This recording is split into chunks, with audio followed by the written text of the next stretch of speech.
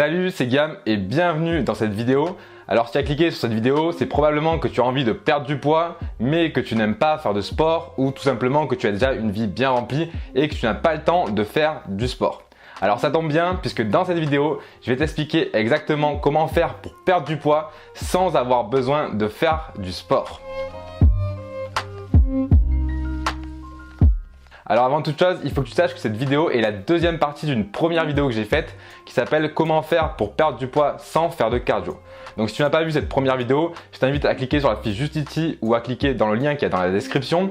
Comme ça, tu verras la première vidéo et tu comprendras tout ce que je vais te dire dans cette vidéo-là. Donc maintenant, si tu as vu cette première vidéo, tu sais que tu ne peux pas perdre de poids par miracle. Il n'y a pas de miracle dans la perte de poids. Il va falloir faire des efforts et ça passe forcément par changer des mauvaises habitudes que tu as prises au fur et à mesure des années. Alors pour résumer rapidement, il y a deux facteurs essentiels dans la perte de poids. Le premier facteur, c'est l'activité physique, donc le sport que tu vas faire.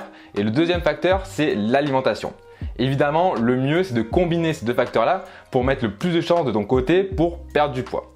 Mais dans cette vidéo, je vais me pencher uniquement sur le deuxième facteur, c'est-à-dire l'alimentation, puisque j'ai traité de l'activité physique dans la première vidéo. Alors maintenant, comment faire pour perdre du poids sans avoir besoin de faire du sport ? Alors avant toute chose, il faut savoir que le poids que tu fais actuellement, la condition physique que tu as actuellement, ton état de santé actuel est le fruit des habitudes que tu as mis en place depuis plusieurs années. Donc si actuellement ta condition physique ou bien ton état de santé ne te satisfait pas, il faut tout simplement revoir ces mauvaises habitudes et revoir tes habitudes alimentaires. Donc dans cette vidéo, je vais t'expliquer les deux étapes ultra importantes pour revoir ton alimentation et pour commencer à perdre du poids. Alors dans cette vidéo, je ne vais pas parler du déficit calorique qui est une technique très connue pour perdre du poids qui vise tout simplement à manger moins de calories que ce que ton corps a besoin pour que celui-ci aille puiser dans ses réserves pour perdre du poids. J'ai déjà fait une vidéo sur le sujet. Si tu ne l'as pas vu, je t'invite à cliquer aussi sur la fiche ou sur le lien qui est dans la description. Je vais aujourd'hui te montrer une autre technique qui est moins frustrante pour perdre du poids durablement. Alors la première partie de cette méthode consiste tout simplement à couper les sucres, c'est-à-dire à couper les glucides de ton alimentation. Alors il faut savoir que les aliments qui contiennent des sucres, donc des glucides, vont stimuler dans ton corps la sécrétion d'une hormone qui s'appelle l'insuline. L'insuline, c'est la principale hormone qui est responsable du stockage de graisse dans ton corps. Alors le principe de fonctionnement de cette hormone est assez simple, c'est-à-dire que lorsque tu vas consommer des glucides, ton taux de sucre dans le sang, donc ta glycémie, va augmenter. Et pour réguler ce taux de glycémie, en fait, ton corps va sécréter cette hormone qui est l'insuline afin de faire baisser cette glycémie, donc le taux de sucre que tu as dans ton sang. Alors pour faire cela, l'insuline va tout simplement transporter les sucres en excès vers trois réserves, donc ton foie, tes muscles et tes tissus adipeux. Malheureusement, en fait, les deux premiers récepteurs, donc ton foie et tes muscles, sont rapidement saturés et donc le reste des sucres en excès va se stocker dans tes tissus adipeux et donc tu vas prendre du gras tout simplement. Donc je pense que tu l'as bien compris, pour éviter de prendre du poids et donc pour commencer à en perdre, il va falloir que tu contrôles tout simplement la sécrétion d'insuline dans ton corps. Alors tu peux te dire que l'insuline est une mauvaise hormone puisqu'elle te fait prendre du gras. En réalité, l'insuline n'est pas une mauvaise hormone, c'est une hormone qui est tout à fait naturelle, qui est sécrétée normalement dans un corps en bonne santé. En revanche, c'est l'utilisation que tu fais de ton alimentation qui rend cette hormone mauvaise entre guillemets. C'est-à-dire que tu manges trop d'aliments riches en sucre et donc ton insuline est tout le temps élevée et tu prends du poids. Ce qu'il faut savoir, c'est que lorsque l'insuline baisse, en fait, ton corps va aller puiser dans les réserves, donc dans les tissus adipeux, pour avoir de l'énergie pour fonctionner. Et donc, si tu as une insuline qui est basse, ton corps va puiser dans tes graisses pour avoir de l'énergie et donc tu vas perdre du gras. Donc tu comprends bien que le taux d'insuline, c'est vraiment un facteur clé dans la prise de poids ou dans la perte de poids. Alors maintenant, comment faire pour contrôler son taux d'insuline et le laisser le plus bas possible afin de perdre du poids ? Il faut tout simplement éviter de manger des aliments trop sucrés. Alors lorsque je dis aliments trop sucrés, je ne pense pas qu'aux biscuits industriels, ni aux gâteaux industriels, ni au sucre blanc. Je pense à tous les aliments qui contiennent énormément de glucides. On retrouve donc, comme je t'avais dit précédemment, les aliments riches en sucre blanc, donc tout simplement le sucre, les gâteaux, les biscuits, etc. Mais aussi les céréales raffinées, donc comme les pâtes, le riz, etc.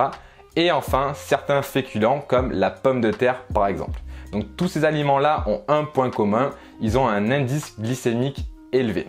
Alors si tu ne sais pas ce que c'est que l'indice glycémique, je vais t'en parler dans une prochaine vidéo, mais pour le moment, il faut que tu saches que l'indice glycémique, c'est tout simplement à quelle vitesse ton corps va absorber les sucres et donc à quelle vitesse ta glycémie en fait dans le corps va augmenter.